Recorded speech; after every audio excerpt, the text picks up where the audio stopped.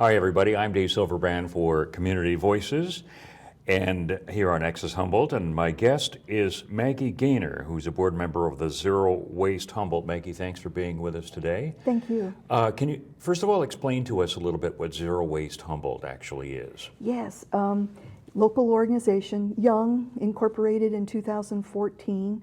We adopted a set of international principles for waste reduction. Zero waste, the zero waste approach, its methodology includes recycling and composting, but it has an upfront priority emphasis on waste prevention as better, less expensive, better for the environment, much better than we've over the past 40 years focused too much on just recycling and composting the organics. And so I'm real excited about this more effective approach. So young organization, just serving Humboldt County, school districts, working with more and more businesses and local government. Now, one of the things that you mentioned as one of your projects is involves water filling stations. And maybe you could explain to me a little bit about what the principle is behind that. Yeah, so we are targeting in our mission to reduce waste, prevent it in the first place. We target all single-use packaging and products. And one of the ones that's the most problematic in our waste stream, in our environment right now, are single-use plastic water bottles. So it's a cool project because there are so many different partners in the community that want to see it move forward. So we need to make refillable bottles more convenient for everybody, whether they're bicycling or they're at the Adorni getting exercise, or they're at school or at work. And single-use plastic water bottles, you know, the slogan for the whole project and nationwide is refill, not landfill. And so we need to make it more convenient. So these water bottle refill stations, often called hydration stations, they're one by one popping up around the community, and we're raising money to help local governments have them in their public facilities. Schools want more. Each school has, I think, one or two, and when we do surveys of the high school students, they say it's not enough. The line gets long and then the bell rings and I've got to run to class and I don't have my water. And so it's kind of exciting because it's working. And a number of the new models have a counter on them. So when somebody goes to use, to refill their water bottle, it's counted. And so we're able to count how many single-use plastic water bottles we're preventing from waste. And that's really great in the high schools and everything as far as education, that it works. Can you have some, have you been able to monitor those numbers then? And not yet. It's just new enough. It's just new enough. We raised some money with the help of the Footprint Foundation to get get 3 installed in the city of Eureka. And those have counters. At least one of them has a counter. And so, yeah, we need to start gathering up numbers. But it's been good for people to see that we're keeping those. Those plastic water bottles are, the single-use plastic water bottles are really problematic, and a lot of people have a misconception that that water is somehow better, and that's not true. Often, I'd say at least a third of the single-use plastic water bottles, their water is from some urban tap. So some of our partners, like Humboldt Bay Municipal Water District, they encourage people to tap the MAD, drink your own local water.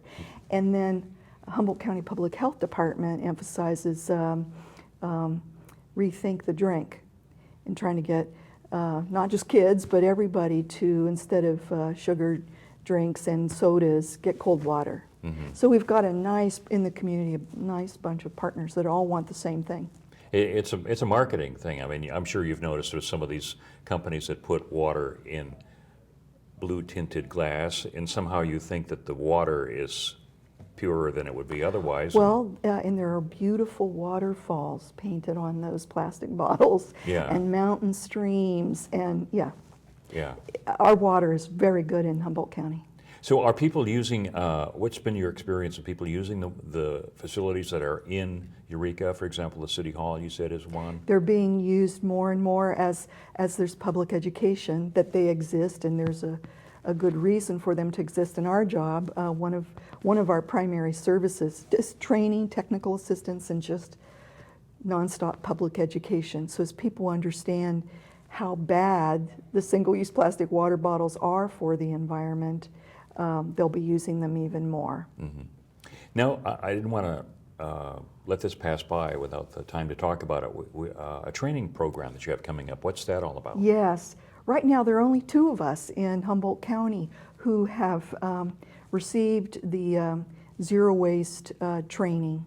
And it's important to us because it's so easy for that Zero Waste brand to turn to green marketing mush. Mm-hmm. So we want more professionals, more people at their workplaces, at least have one person at every workplace be trained in zero waste methodology, the metrics, measurement, how to establish an accurate baseline so you can actually measure if your company's made a commitment or your school made a commitment to reduce waste. So it's Monday, October 10th at Humboldt Area Foundation, and the best way to get all the details and find out about it, 6-hour training. It's excellent. Mm-hmm. It's really good, and it helps people understand much better the difference between the more comprehensive approach of zero waste, the difference between that and just recycling.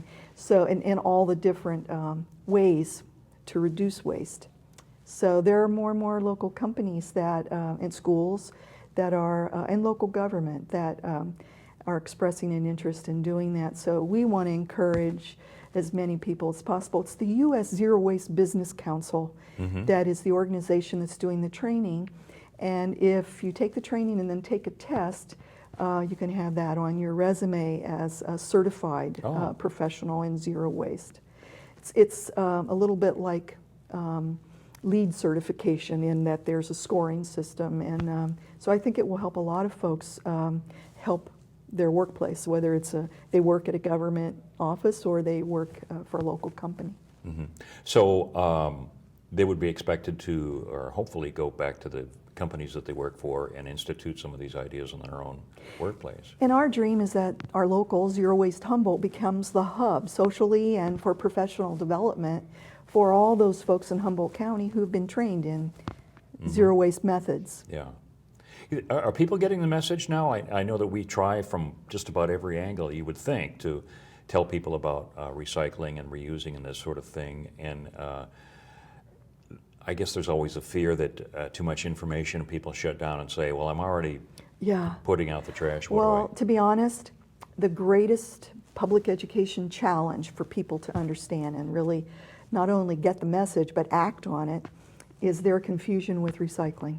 That is our greatest challenge. And so and now the good news is that the requests for technical assistance, for employee training, for us to get involved in their schools, it's constantly and steadily increasing. So they are getting the message, and we're pretty jazzed about it. We have a fairly young organization with recently some new board members, and at any one time about 50 volunteers who are out there working. It's primarily a volunteer organization. Well, when you look at the community in which we live, you see a lot of people who are very concerned about the community. You must be kind of encouraged by the kind of social conscience people have about the cleanliness of their community and recycling and reusing opportunities. I am. It's a great place to live, and it's nice to see people turn their concern into activism. It's public education is important, but our public education is really focused on behavioral change and showing your neighbors and your coworkers and everything how you can make changes to reduce waste. Because one of the things I'm learning about in my own process is that these efforts to clean up the community are giving us a real bolstering of self-esteem as well. You're absolutely right. We find it to be, it's a really good point, it's a point of community pride. Mm-hmm. And we were just talking about where are the new water refill stations, you know, when what we want is when somebody comes to visit, Mm-hmm. that pretty much wherever they go, when they come into the airport, wherever, we want to have those water refill stations. And it's not only an important thing to do to reduce waste, it's a nice symbol of community pride. Now, if somebody were to want to get involved in your organization, how would they do that? Yeah, for all these different kinds of things, the different types of projects we're involved with. They want to join the Zero Waste crew at the North Country Fair, and especially this training coming up in October. It's just real simple. The email is the best, contact@zerowastehumboldt.org. Mm-hmm. That's it. Yeah, and you must have a good feeling about your involvement in the group yourself, right? It's been a very mixed group, all different ages. They're real positive folks. I love it. Mm-hmm. Because when I'm talking to you, you'll say, well, we're doing this and we're doing this, and it's a real missionary zeal that you have going Yeah. after this. So, Yeah. and now give us another plug again for the upcoming training so people know about that. It's a Monday, Mm-hmm. October 10th. It'll be held at Humboldt Area Foundation. We'll have a nice lunch. Mm-hmm. And it's the U.S. Zero Waste Business Council. And so it's a training for people to take back to their workplace to learn zero waste methods. It's much more than just recycling. Great. Maggie, thank you so much for being with us. And thank you for watching, and we hope you've learned something about our community in a positive way. My guest has been Maggie Gainer, the board member of the Zero Waste Humboldt, and don't forget their training coming up. In the meantime, we want to thank you for watching Community Voices. I'm Dave Silverbrand.